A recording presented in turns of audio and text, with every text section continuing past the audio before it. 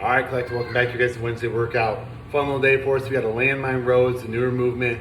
We're gonna work on, now we did the T-bar row the other day, but we're gonna work on a single arm row today. A little bit different, really good way for isolating just one arm, starting to develop the kind of back, really the mid back, which is a really hard point to hit, and I found a lot of success with these.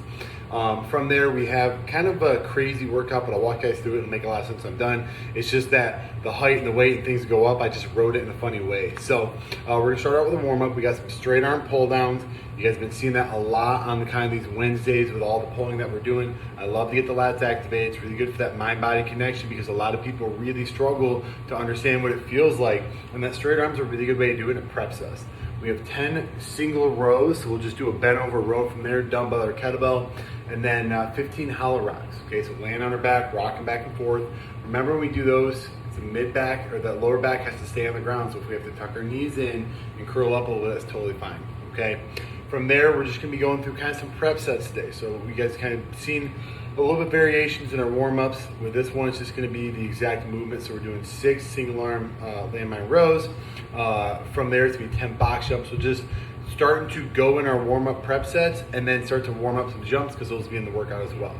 Now we have 8 per arm, single arm row. Now the landmine, remember, barbell on the ground, you put one side into a wall. You can put 2 45-pound plates together so that bar slides in between. I put mine into a box here, and then we take that other end of the barbell, okay? Now what we'll do from here, so I've been working in, now this end you guys are gonna put some 10s on, 15s, whatever weight that you guys need to row goes on this end. And then from here, we're just gonna get parallel with the bar. I'm working my right arm, obviously it's a little flipped in the camera, but we're gonna stay right over this side. One hand on the knee, we grab up and we're pulling through.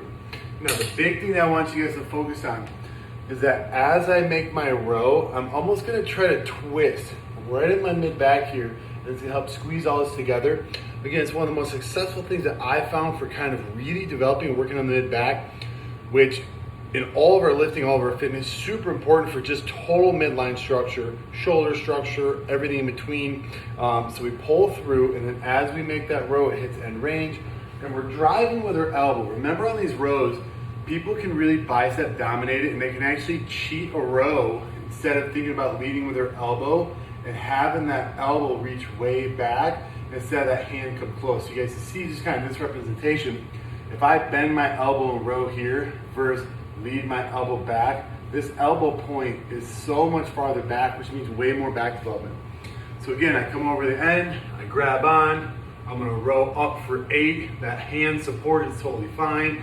I row, and then I just kind of almost from here twist a little bit to really finish that off and drive that elbow as far as I can. From there, we go the other arm for 8, and then we obviously add weight throughout each set. So warm-up sets, we get into the lifting and the strength portion. It's 8 per.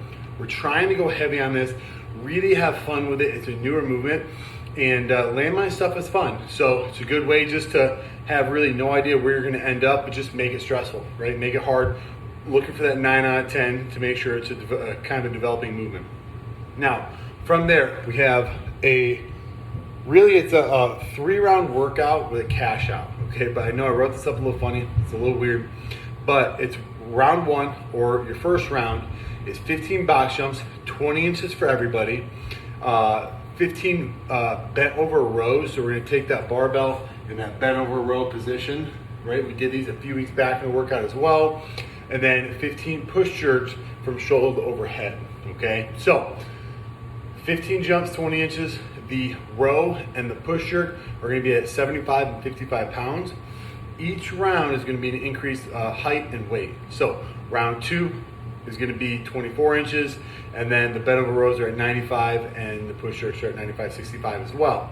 Round 3, we're jumping 30 inches, and then we're at 115 for both our bent over row and our push jerks, okay? So you just have a little bit of weight addition there. So round 1, again, 20 inches, 15 rows, 15 push jerks, add some weight. Jump 15 a little higher. You guys will take your box and flip it, or add stacks or weights or whatever you need to do.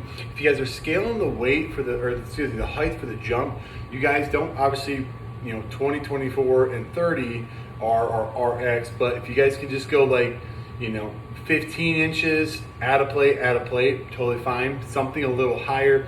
We're always challenging that jump. The jump development adaptation, what that movement is, will never be a step up. So unless we have ailments, knees, ankles, issues, you guys actually have problems that persist with jumping, you know, patella knee issues, things like that, then step ups are fine. They're a great tool, but we don't resort to them just because we're tired, just because we're nervous, or any of those factors. Make it lower, do it something easy, develop that over time. Okay, guys? Again, the weight's gonna go up, so bend over row. You guys will hinge over top of that bar. We've been doing so many of these lately. Same thing here that we're doing in that strength piece. You're leading with your elbow. Think about pulling that elbow back as much as you can, and that bar is gonna come close to the belly. From there, you can either clean, obviously trot, reset. We get it back up to the shoulders. When I put push jerks in the workout, I want you guys doing that active skill of driving up, pressing that bar overhead and re-dropping underneath and catching it.